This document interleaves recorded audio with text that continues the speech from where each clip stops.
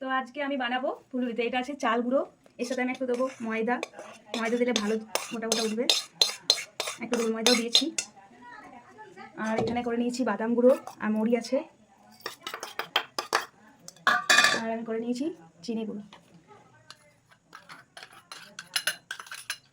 আর কিছু দিয়েছিলাম এলাচ, দারচিনি, কিছু ড্রাই ফ্রুটসও দেওয়া যেতে পারে, কিন্তু এখন আমার কাছে নেই। আর একটু দেবো আমুল দুধ।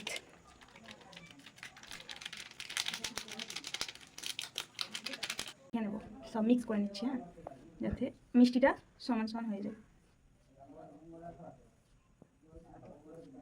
এরপর আমি দিয়ে দেবো পরিমাণ মতো জল, যাতে ভালো করে মাখানো হয় সব। দেখে নেব। এরপর দিয়ে দিলাম একটু সুজি, তারপর ব্যাটারটা ভালো করে মিক্স করে নেব। রেডি হয়ে গেছে, চাপিয়ে দিয়েছি কড়াই। এই দিয়ে দেবো তেল, সর্ষে তেল দিয়ে করছি। যত তেল কম দেবো তত ভালো, একটু বেশি দিয়ে ফেললাম, যদিও তেল কম দেওয়াই ভালো।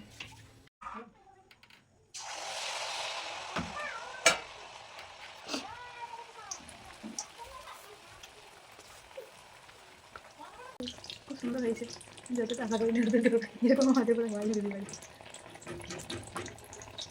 এটা ফুলুরি বটে, ঠিক বলেছো। আর তুমি এটা করছো গুলুরি ছিল।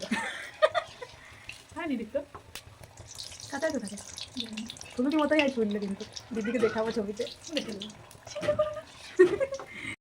তো এই যে ওকে কি নাম সেটা একটু কমেন্টে জানিও, কে কোনটা বলে। তো তোমরা সবাই কমেন্টে জানিও যে এটা কি নাম। বলো কেমন হয়েছে খেতে। মিষ্টিটা একটু কম আছে, তোমার মিষ্টি খাওয়া একটু কম যে, ওই জন্য মিষ্টি কম। তারপর দিলাম আবার মিষ্টি।